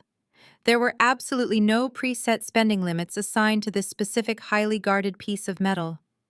I did not hand the card to Bradley. I tossed the heavy titanium rectangle directly onto the vendor's clipboard. The metal hit the plastic board with a loud, definitive clack that echoed sharply down the quiet corridor. The vendor looked surprised by the substantial weight of the card, but he quickly slid it into his wireless payment terminal. He typed in the $15,000 charge. Bradley completely stopped breathing. The hallway fell into a tense, agonizing silence as we all waited for the machine to process the transaction. There was no hesitation from the bank. There was no fraud alert or insufficient funds warning. The terminal immediately beeped a cheerful tone, spitting out a long white receipt. The massive transaction was instantly approved. Elise let out a massive, highly dramatic sigh of relief sagging against the corridor wall. The catering vendor nodded approvingly, tearing the receipt from the machine. Bradley stared at the receipt printing from the machine, his jaw literally dropping open. He stared blankly at the vendor, and then his panicked eyes snapped directly down to the black metal card resting in the man's hand. Bradley was a scam artist operating in the financial sector. He knew exactly what that specific titanium card represented. He knew the absolutely astronomical minimum cash balance required just to hold that specific piece of metal in your wallet. It was mathematically, logically impossible for a broke 33-year-old graduate student to possess that kind of unlimited purchasing power. The cognitive dissonance was short-circuiting his brain. The vendor politely handed the card back to me along with a heavy polished silver pen. I signed the bottom of the printed receipt with a smooth, highly practiced motion and slipped the titanium card back into my clutch. Bradley took a step toward me, his voice a hoarse, trembling whisper. "How do you have that? Where did you get that kind of money?" He looked at me as if I had suddenly transformed into an alien species right before his eyes. All of his previous condescension had completely evaporated, replaced by genuine, unadulterated fear. I looked him up and down very slowly, taking in his deeply wrinkled shirt, his heavily sweaty forehead, and his incredibly wide, terrified blue eyes. I offered him a cryptic, deeply chilling smile. "I took out a very good student loan, Bradley," I replied, my voice smooth and perfectly even. "Now go put your jacket on. You have a wedding to attend."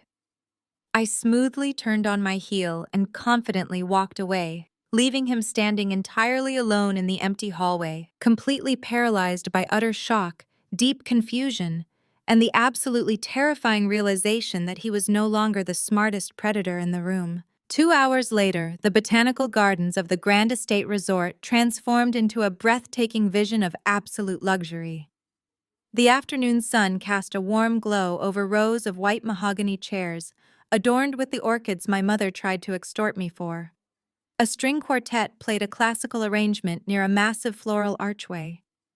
300 of Atlanta's most influential figures filed into the garden, their designer gowns creating a sea of shimmering wealth. Politicians, judges, and real estate moguls took their assigned seats, murmuring in hushed tones about the sheer scale of the event. It was a flawless illusion built entirely on staggering lies and stolen money. I sat alone in the very last row, ignored by the usher, who had sneered when reading my name off the seating chart. My simple, unflattering bridesmaid dress blended into the shadows of a weeping willow tree. I crossed my legs, resting my designer clutch in my lap, and quietly sipped a glass of sparkling water. From my secluded vantage point, I had the perfect view of the disaster waiting to happen. My parents were in their absolute element, floating through the aisles like newly crowned royalty. Vivian wore a custom champagne-colored gown that sparkled with thousands of hand-sewn crystals, her face pulled into a tight, arrogant smile. She actively grabbed the arms of wealthy socialites, dropping Bradley's name into every conversation. I watched her lean in close to a federal judge, her voice carrying easily over the soft music. "Yes, Bradley is phenomenal," Vivian boasted loudly. "He manages wealth portfolios for some of the most exclusive families on the East Coast. They are planning to spend a month in the Maldives for their honeymoon before he checks on his offshore accounts. We are so blessed that Tiffany found a man who can provide her with the elite lifestyle she has always deserved." Marcus put on an equally nauseating performance near the front row. He patted the backs of rival business owners, laughing loudly at his own jokes, projecting the image of an industry titan who secured the ultimate familial merger. He looked incredibly smug, completely oblivious to the fact that his new son-in-law had drained his entire life savings. He bragged about a man moments away from a federal indictment doing it with his chest puffed out in total ignorance. The string quartet transitioned into a traditional wedding march, signaling the beginning of the procession. The chatter died down instantly as the guests turned their attention toward the grand marble staircase leading down to the garden. Bradley stood at the altar, flanked by his groomsmen. From the back row, I clearly saw the glistening sheen of cold sweat coating his pale forehead. He shifted his weight from side to side, his eyes darting nervously toward the exit, looking more like a trapped animal calculating its escape. He forced a rigid, terrified smile onto his face. Then Tiffany made her grand entrance. She walked down the white carpeted aisle looking like an absolute queen. Her custom designer gown featured a cathedral-length train that dragged heavily across the flower petals. Her hair was perfectly styled, and a sparkling tiara rested securely on her head. She held a massive bouquet of white orchids, her chin tilted upward in an expression of pure triumph. She looked out at the sea of wealthy guests with a deeply satisfied smirk, visually soaking in their envy.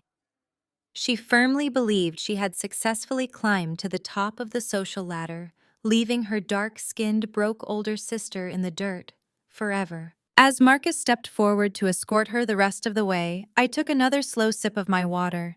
The sheer irony of the beautiful scene unfolding before me was almost too delicious to handle. Every petal, every chair, every drop of the expensive champagne waiting in the reception hall was only there because I had allowed it.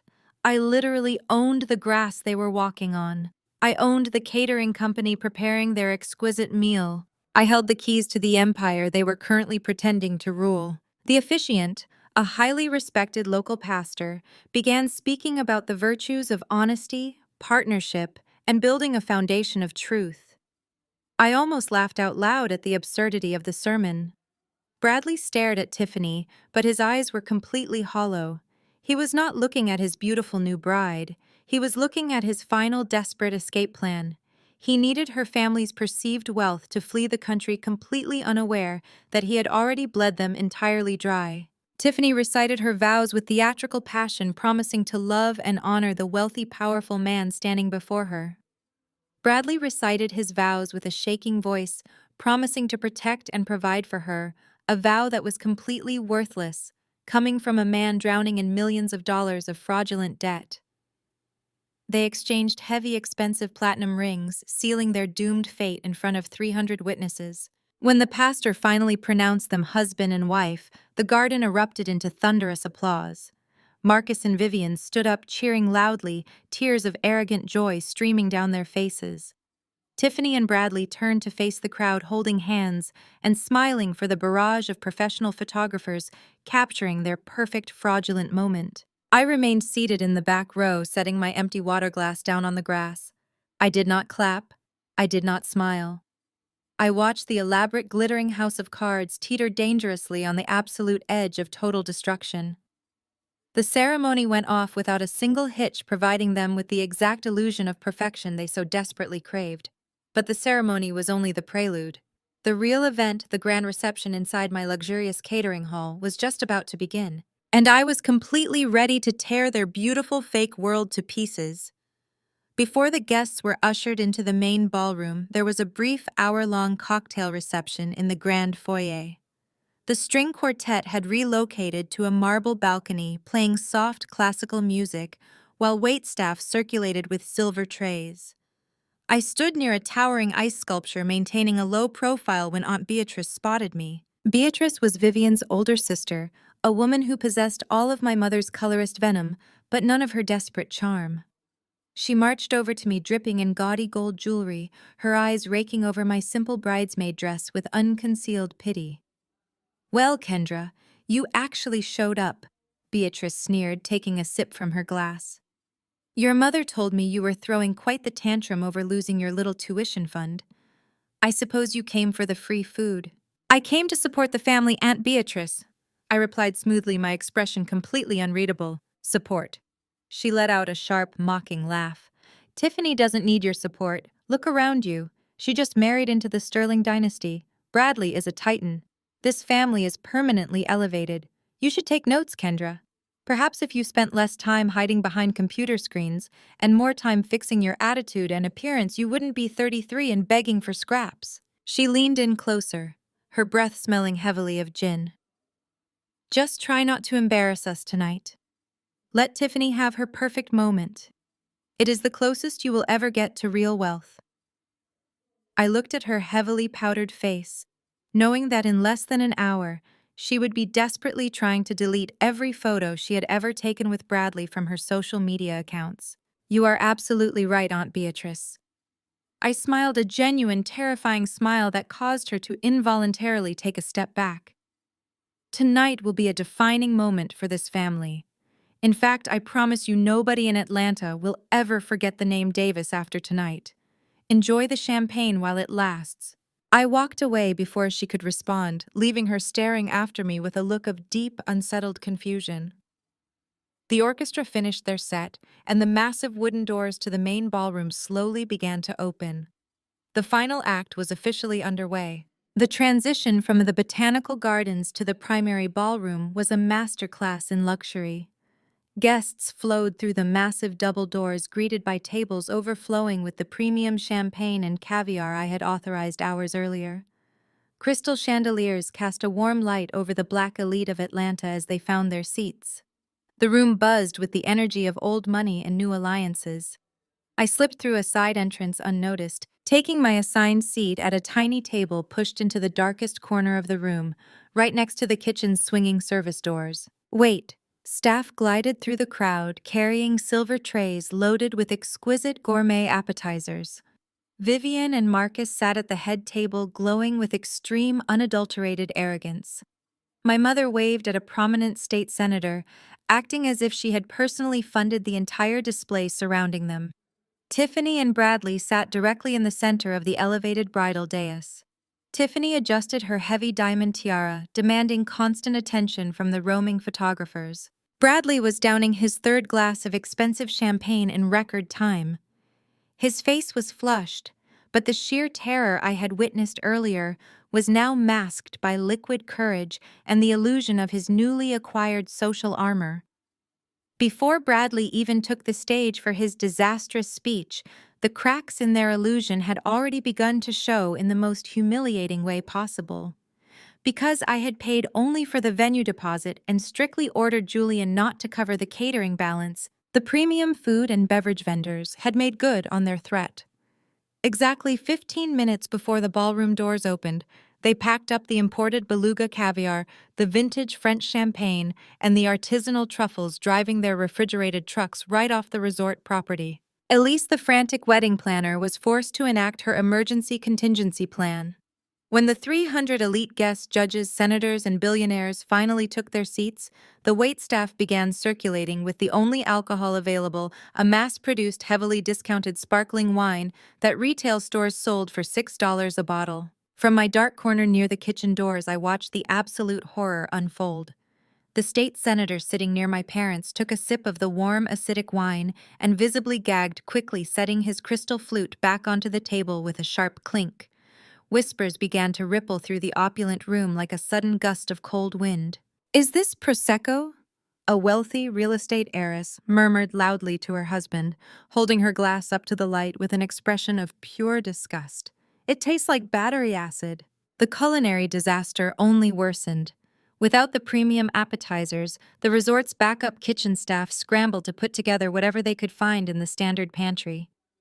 Instead of the promised lobster tartlets and gold leaf caviar, the elite guests were served stale water crackers, topped with generic cream cheese and wilted dill. It was a menu fit for a low-budget corporate seminar, not the society wedding of the decade. Vivian noticed the shifting atmosphere immediately. I watched her practically sweat through her custom champagne gown as she desperately tried to do damage control. She fluttered from table to table, laughing nervously and offering ridiculous excuses. "Oh, the caviar must have been held up at customs." Vivian lied loudly, her voice shrill and panicked. "And Bradley specially requested this boutique sparkling wine from a small undiscovered vineyard in Napa. It has a very robust flavor profile, doesn't it?" Nobody believed her. The black elite of Atlanta knew what cheap wine tasted like. The second-hand embarrassment in the room was palpable. They were judging my family severely, their polite smiles masking deep, brutal condescension. Marcus sat rigidly in his chair, furiously texting someone under the table, his arrogant posture slowly deflating. The grand, sophisticated image they had sacrificed my entire life to build was unraveling over cheap cheese and terrible wine, softening the ground perfectly for the absolute devastation I was about to unleash. The lively chatter of the ballroom died down as the wedding planner tapped a microphone. She introduced the newlyweds, and the crowd erupted into a deafening standing ovation. Bradley stood up from his velvet chair. He buttoned his custom tuxedo jacket, ran a hand through his blonde hair, and confidently took the microphone. He looked out over the wealthy guests, his chest puffed out with undeniable, sickening pride. He was ready to play the role of the wildly successful billionaire savior. "Thank you all for being here tonight," Bradley began, his voice dripping with a thick, artificial charm that made my stomach churn. "Looking out at this room, I am overwhelmed by the love and support surrounding Tiffany and me. I want to give a heartfelt thank you to my new parents, Marcus and Vivian. You have raised an absolute queen. You have welcomed me into your beautiful family, and I promise to spend the rest of my life providing Tiffany with the best the world has to offer." The crowd let out a collective admiring sigh. Vivian dabbed at her dry eyes with a lace handkerchief, leaning heavily into my father's shoulder. Marcus raised his glass in a silent, arrogant toast to his fraudulent son-in-law. "I have been incredibly blessed in the financial sector," Bradley continued, pacing slightly across the stage. "Building my wealth management firm from the ground up required relentless dedication, sleepless nights, and a vision that most people simply could not comprehend. I know what it takes to succeed in a highly competitive world. I know the value of hard work, and I know the value of giving back to those who are struggling to find their path." He paused, his pale blue eyes scanning the massive ballroom. He was actively searching for his target. His gaze swept over the politicians, past the wealthy real estate developers, and finally landed directly on my dark corner in the back of the room. A cruel, malicious smirk spread across his flushed face. He had found his scapegoat. He needed to assert his dominance one final time before he attempted to flee the country with my parents' stolen money. "Speaking of finding a path," Bradley announced, his voice echoing loudly through the state-of-the-art sound system, "I want to take a moment to acknowledge my new sister-in-law, Kendra." 300 heads immediately turned toward the back of the room. The spotlight shifted, blinding me for a fraction of a second before I adjusted to the harsh glare. I sat perfectly still, my hands resting calmly on the table. "Kendra is currently pursuing her business degree," Bradley continued, his tone shifting into a deeply condescending, mocking cadence. "She is a student who has been working very, very hard for a very long time. We all know how exhausting and financially draining those endless academic years can be. It is not easy watching everyone else move forward while you are still stuck reading textbooks and taking exams in your 30s. A low, uncomfortable murmur rippled through the elite crowd. Tiffany leaned back in her chair, covering her mouth to hide a vicious, delighted giggle. Vivian actually nodded in agreement, completely endorsing the public humiliation of her own flesh and blood. "But Kendra, I want you to know that family always takes care of family," Bradley projected loudly, pointing a finger directly at me. "When you finally manage to finish those little classes, you give me a call. I run a highly successful firm, and I am always looking for eager interns. I will personally give you a job fetching coffee and organizing my files so you can finally make something out of your life. Do not worry about the student debt. I will make sure you earn minimum wage." The entire ballroom erupted. 300 guests, the absolute pinnacle of Atlanta's high society, threw their heads back and laughed at me. The sound was deafening, a tidal wave of cruel, synchronized mockery crashing over my small, secluded table. Marcus was chuckling loudly, slapping his knee in amusement. Tiffany was openly pointing at me, tears of joy ruining her expensive mascara. Bradley stood on the stage, soaking in the roaring laughter, looking like a victorious gladiator who had just conquered the arena. They laughed. They laughed with their whole chests, completely blinded by the glittering illusion I had meticulously funded and orchestrated. They thought I was a pathetic, broke loser begging for a crumb of their manufactured greatness. I did not break eye contact with Bradley. I let the cruel laughter wash over me, feeling the cold, hard metal of the flash drive resting heavily inside my designer clutch. The time for passive observation was officially over. The deafening roar of 300 elite guests laughing at my expense vibrated through the floorboards, but it did not break my intense focus. I slowly stood up from my table. I smoothed the soft fabric of my bridesmaid dress. Every single eye in the room was fixed on Bradley, who was still basking in the glow of his cruel, condescending joke. He held the microphone like a trophy, offering a mocking salute. I did not shrink away into the shadows. I stepped out into the light and began walking straight down the center aisle of the grand ballroom. My designer heels clicked rhythmically against the polished hardwood floor, creating a steady, deliberate beat that slowly began to draw the attention of the wealthy guests sitting at the edge of the room. I bypassed the lavish tables draped in imported silk. I ignored the confused, judgmental whispers of my aunts and uncles as I walked right past them. I was not heading toward the exit to cry in my car, as they undoubtedly expected. I was heading directly toward the elevated audiovisual platform situated just to the left of the magnificent bridal dais. The hired DJ, a young man wearing heavy headphones, was busy queuing up the track for the traditional father and daughter dance. He barely noticed my approach until I stepped firmly onto his carpeted platform. I reached into my clutch and pulled out a flash drive. The DJ looked up, his brow furrowing in confusion as he tried to wave me away. I placed my palm flat on his mixing board, leaning in close so he could hear me over the laughter of the crowd. I told him I had a special presentation prepared for the bride and groom and instructed him to patch my drive directly into the main projector feed. He hesitated, glancing nervously toward my mother, who was currently too busy wiping tears of arrogance from her eyes to notice the hostile takeover happening right next to her. I did not ask for his permission a second time. I took the connection cable from his hand and plugged the drive straight into the primary laptop controlling the massive screens mounted high behind the head table. I tapped the keyboard, navigating to a single high-resolution image file I had prepared meticulously for this momentous, unforgettable occasion. Bradley was still talking on the microphone, transitioning into a monologue about his eternal devotion to Tiffany. He had absolutely no idea that the digital guillotine was already swinging downward toward his neck. I pressed the enter key. The lighting illuminating the enormous screens behind the bridal party instantly vanished. It was replaced by a white background that illuminated the entire ballroom with the intensity of a police interrogation room. Bradley froze mid-sentence, blinded by the sudden shift in lighting. He turned around slowly, expecting to see a montage of childhood photos or romantic vacation snapshots from their courtship.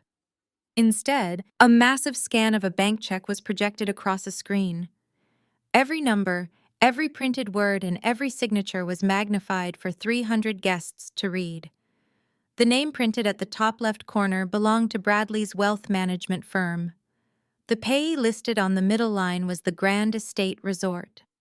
The amount written in the box was exactly $150,000. It was the venue deposit check my parents had bragged about for months to all of their friends. But it was the center of the image that captured the absolute horror of the entire room. Plastered directly across the middle of the document, printed in violent, unmistakable red ink, was a large stamp. It read, "Insufficient funds account frozen." The cruel laughter that had filled the ballroom died a sudden death. The silence that slammed into the room was terrifying. You could have heard a crystal bead drop onto the carpet. 300 wealthy guests stared up at the glowing screens, their minds desperately trying to process the financial failure being broadcasted right in front of their faces. Tiffany twisted around in her velvet chair, her jaw dropping open. The sneer she had worn all evening melted off her face, replaced instantly by a mask of complete horror. She looked at the red stamp, then looked at Bradley, her hands shaking violently. Vivian and Marcus sat frozen at the head table. My father's champagne glass stopped halfway to his mouth. He squinted at the screen, his brain unable to comprehend how his son-in-law could bounce a check for the venue deposit. The illusion of his elite social standing was cracking, splintering into sharp pieces under the harsh white light of the projector. The sheer magnitude of the betrayal hung heavily in the air. Every lie they had told to protect their image was now exposed. This was the exact moment I had patiently waited for. I watched my sister hyperventilate, unable to process the destruction of her perfect wedding. Bradley dropped the microphone. It hit the wooden stage with a sudden deafening screech of feedback that made several guests flinch and tightly cover their ears. All the blood drained from his face, leaving him looking like a ghost.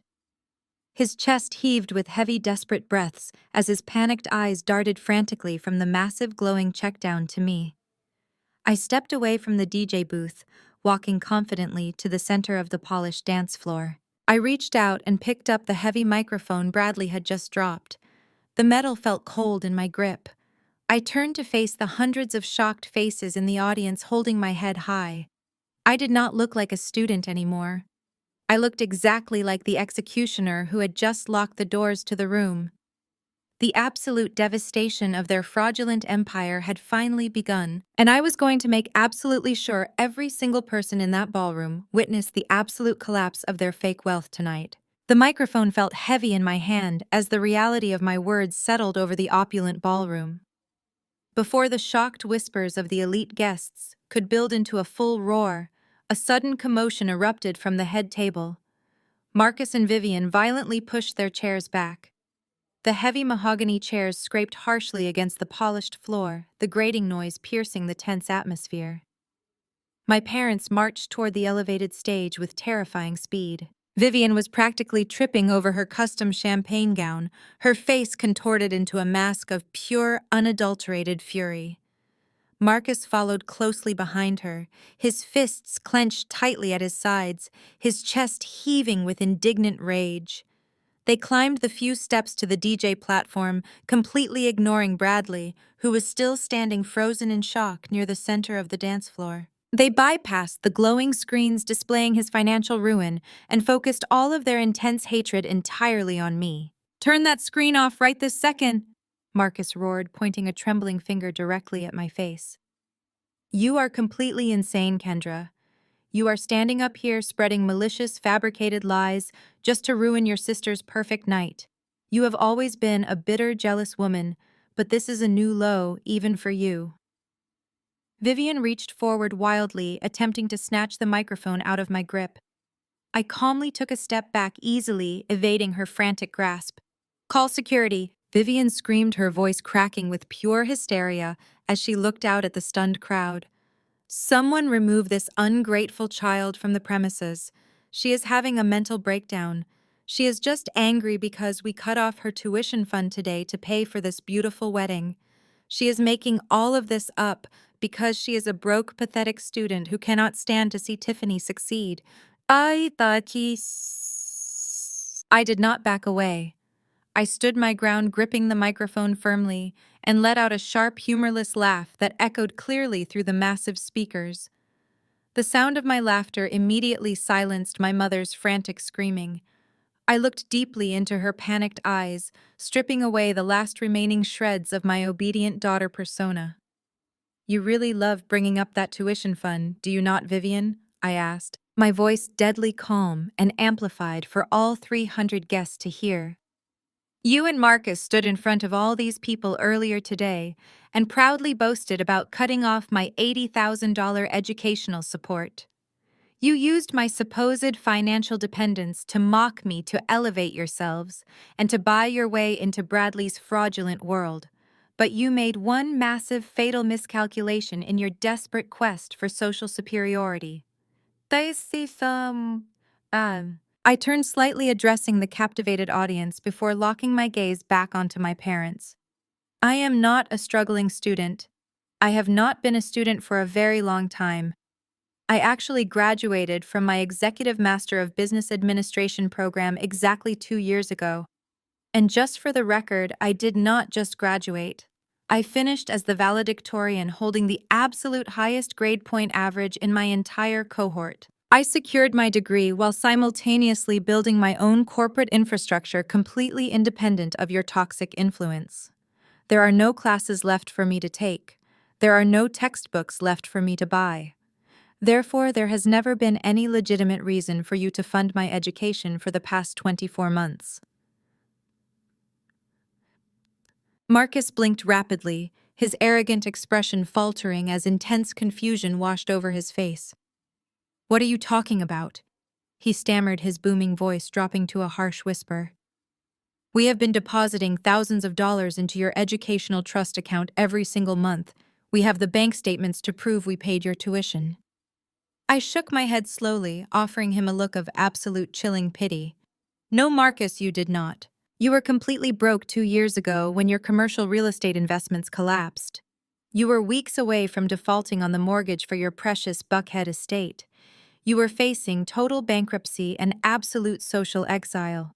I knew your immense pride would never allow you to accept a handout from the daughter you constantly belittled, so I created a sophisticated financial illusion to save you from yourselves. See?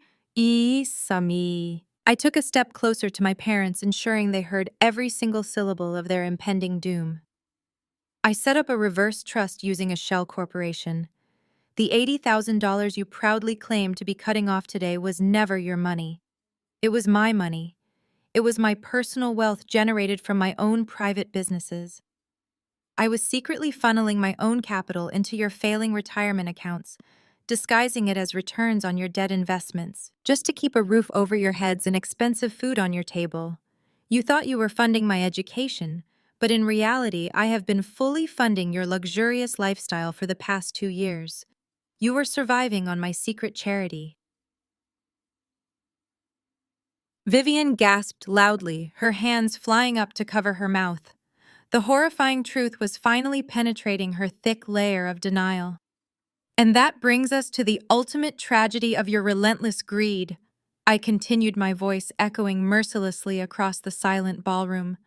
When you proudly announced you were cutting off my tuition fund, you were actually severing the secret financial lifeline I built to keep you out of poverty.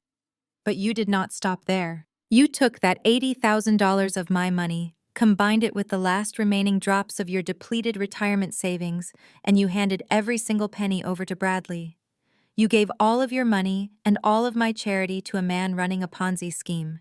He used your entire life savings to cover his fraudulent margin calls, and he lost every last dime of it. You are both absolutely ruined today, and you did it completely to yourselves alone. The morning after the wedding, I woke up in the serene, soundproof sanctuary of my penthouse. The sunlight filtered gently through the motorized blackout shades, casting a warm, peaceful glow across my California king bed. For the first time in 33 years, I woke up without a single ounce of tension in my shoulders. The heavy, suffocating chain that had bound me to the Davis family's toxic expectations had been completely shattered. I put on a silk robe, walked into my state-of-the-art kitchen, and pressed the button on my espresso machine. The rich, dark aroma of expensive coffee filled the air. I picked up my encrypted tablet from the Marble Island and tapped the screen. The fallout was absolute, immediate, and utterly spectacular. The local Atlanta news stations were running the story as their top headline. Prominent wealth manager arrested at luxury Buckhead wedding in multi-million-dollar Ponzi scheme. There was high-definition helicopter footage of the federal vehicles surrounding the Grand Estate Resort. Several anonymous guests had already leaked the cell phone videos of Bradley being dragged out in handcuffs, and the footage was spreading across social media like a wildfire.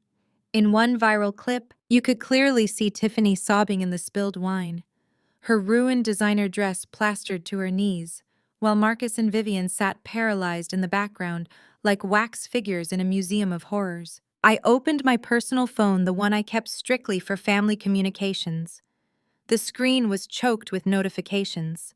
There were 47 missed calls from Vivian, 22 from Marcus, and nearly 100 frantic, incoherent text messages from Tiffany. Kendra, please pick up. The bank is calling about the house. Where are you? We need your lawyers. Bradley's accounts are frozen. You did this. You planned this. Answer the phone, you jealous witch. The messages swung wildly between desperate begging and venomous, entitled rage. It was the frantic thrashing of a dying organism that suddenly realized it had been severed from its host. I did not read the rest of them. I did not feel a sliver of obligation or a drop of guilt.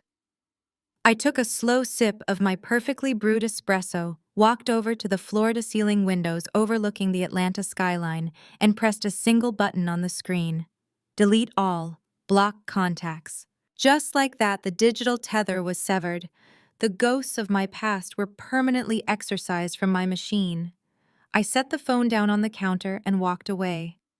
The silence in my penthouse feeling more luxurious than any piece of jewelry or expensive car I could ever own. While I was enjoying my perfectly brewed espresso in the peace of my penthouse, Tiffany was experiencing a very different kind of morning. Through my retained legal counsel, who were keeping a close eye on the federal docket, I received a detailed report of the immediate aftermath of the raid. Tiffany had not been allowed to go home. Because she had legally attached herself to Bradley in a desperate bid for wealth, she was swept up in the immediate investigative dragnet. She spent her wedding night sitting in a freezing, windowless interrogation room at the FBI field office in downtown Atlanta. She was still wearing her custom designer bridal gown. The heavy silk was permanently stained with cheap red wine and dirt, the intricate lace torn from when she had collapsed on the ballroom floor. Her perfect makeup was smeared down her face in dark, chaotic streaks. Two federal agents sat across from her at a cold steel table, dropping stacks of financial documents directly in front of her trembling hands. "Mrs. Sterling," the lead agent said, his voice entirely devoid of sympathy, "we need to discuss the luxury lines of credit you opened over the last 48 hours. "I don't know anything about his business," Tiffany had sobbed, shivering in the aggressive air conditioning, desperately clutching her arms. "I'm just his wife. We just got married. I'm a victim here." The agent slid a document across the table. It was the financing agreement for the massive 5-carat diamond engagement ring, currently sitting on her finger alongside the leases for 2 luxury vehicles and a down payment on a multi-million-dollar townhouse. "You co-signed these loans, Tiffany," the agent explained flatly. "You used Bradley's fraudulent corporate accounts as collateral to secure over $800,000 in personal debt to fund your wedding lifestyle. Because the collateral was illegally obtained from defrauded investors, you are now personally liable for the entire balance. Furthermore, this ring is considered an asset purchased with stolen funds." The agent held out a small plastic evidence bag. "Take it off, please. It belongs to the federal government now." That was the exact moment the golden child finally broke. The undeniable reality crashed down on her. There was no billionaire husband. There was no elite society life. There was only a cold room, a ruined dress, and a mountain of catastrophic debt she could never repay. She wept as she struggled to pull the heavy diamond off her finger, dropping the only symbol of her perceived superiority into a cheap plastic bag. The princess of the Davis family had officially been dethroned, stripped of her fake crown, and left to face the brutal, uncompromising consequences of her own vanity. 6 months passed since the grand wooden doors of that ballroom closed behind me. The crisp autumn air of Atlanta had long surrendered to the sweltering heat of a Georgia summer, but the chilling consequences of that night remained permanently frozen in time for the people I left behind. The absolute destruction of my biological family was not a swift, sudden death. It was a meticulously calculated dismantling of their entirely fake existence, breaking down every single delusion of grandeur they had built. It was a slow, agonizing descent into the exact lifestyle they had spent their entire lives mocking. I did not have to seek out information about their demise. In the tight-knit circles of the city's elite, spectacular downfalls are the primary currency of gossip. Marcus and Vivian lost the Buckhead estate to the bank precisely 30 days after Bradley was indicted by the federal government. Their luxurious cars were repossessed right out of their driveway in broad daylight. The same country club members who had eagerly filmed their humiliation at the wedding reception immediately blacklisted them from every social event, charity gala, and golf tournament in the state. Stripped of their fake wealth and their unearned arrogance, my parents were forced to face the brutal reality of survival. Marcus, a man who once boasted about his untouchable real estate portfolio, now works the early morning shift at a discount hardware store in the deep suburbs. He spends his days wearing a scratchy polyester vest, directing customers to the plumbing aisle and sweeping the dusty concrete floors. Vivian suffered an even more poetic fate. The haughty matriarch who used to belittle my dark skin and natural hair now stands behind the perfume counter at a mid-tier department store. She is forced to offer sample sprays to the exact same wealthy socialites she used to host for high tea. They pretend not to recognize her, looking right through her as if she is completely invisible. She spends her breaks sitting in a cramped employee break room, staring blankly at the wall, mourning the illusion of greatness she sacrificed her own daughter to build. She will spend the rest of her miserable life knowing she traded her only successful child for absolutely nothing. Tiffany did not fare any better. The golden child was legally tethered to Bradley's fraudulent empire. Because she had proudly co-signed several of his luxury credit lines to fund her extravagant bridal lifestyle, she inherited a mountain of crushing debt when the federal agents seized his remaining assets. Her pristine credit score was entirely obliterated. She was evicted from her luxury downtown loft and forced to move into a tiny, decaying studio apartment on the wrong side of the city. Without her designer clothes and her elite social standing, Tiffany was finally forced to get a real job. She currently works as a receptionist at a low-end car dealership, spending her hours answering phones and filing paperwork for minimum wage. Bradley is sitting in a federal penitentiary awaiting trial, facing decades behind bars.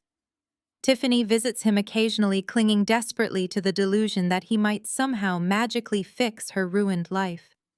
She sends me agonizing, pathetic emails every single week begging for a personal loan or a job at my company. I wrote every single message directly into the spam folder without ever reading a single word. The loyalty I commanded within the walls of Apex Concierge was not bought. It was forged in the fires of mutual respect and shared adversity. When I first started the company, I was constantly dismissed by the old guard of the tech and hospitality industries. I was a young, dark-skinned black woman navigating rooms filled with men who looked and acted exactly like Bradley Sterling. They tried to underbid me, steal my source code, and lock me out of critical networking events. That was when I found Sasha. She was working as a junior analyst at a massive venture capital firm, constantly having her brilliant financial models stolen by her mediocre male superiors. I didn't just offer her a job, I offered her a partnership in a revolution. We sat in a dingy diner at 2 in the morning, mapping out the architecture of Apex on paper napkins. I promised her that if she helped me build the infrastructure, she would never have to answer to a patronizing executive ever again. She became my sword and my shield, fiercely protecting the company's blind spots while I expanded our global reach. Julian, the executive manager of the Grand Estate Resort, was another pillar of my chosen family. I had acquired the resort specifically because the previous owners were driving it into the ground, threatening the livelihoods of hundreds of working-class employees. I kept Julian on, doubled his salary, and gave him complete operational autonomy. In return, he gave me absolute, unwavering loyalty. When I asked him to stand by and watch my sister destroy her own wedding, he didn't blink. He executed my orders with flawless precision because he knew I was a leader who protected her own. My biological family demanded my obedience based purely on blood and obligation. They extracted my resources, drained my spirit, and offered only criticism and cruelty in return. But the empire I built was different. It operated on a strict meritocracy of trust, excellence, and mutual elevation. Every single executive manager and assistant at Apex Concierge knew that I would go to war for them, and they were willing to do the exact same for me. I sit comfortably in my custom leather chair, gazing out through the floor-to-ceiling windows of my top-floor skyscraper office in the heart of downtown Atlanta. The panoramic view of the bustling city serves as a daily reminder of the empire I built from absolute scratch. I smooth the fabric of my tailored emerald green suit, feeling the immense, undeniable power radiating through my veins. The toxic weight of my family's colorism, their impossible expectations, and their relentless emotional abuse is completely gone. I excise them from my life with surgical precision, leaving behind no infected tissue to poison my future. My desk phone buzzes with a private encrypted line. I pick up the receiver, listening intently as my lead acquisitions director speaks from across the globe in London. He confirms that the final signatures have just been authorized. Apex Concierge has successfully finalized the acquisition of our largest European competitor. We have officially expanded our luxury lifestyle management services into 3 new international markets. I thank him for his outstanding dedication and gently place the receiver back onto the cradle. A profound, overwhelming sense of total victory washes over my spirit. I stand up and walk toward the sleek mahogany double doors of my spacious office. I open them, stepping out into the vibrant, energetic center of my corporate headquarters. Dozens of brilliant, dedicated professionals are moving purposefully through the bright, modern workspace.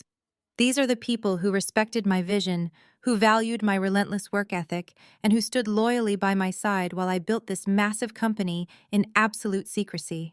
My executive assistant approaches quickly carrying a polished silver tray adorned with a chilled bottle of vintage champagne and several crystal flutes.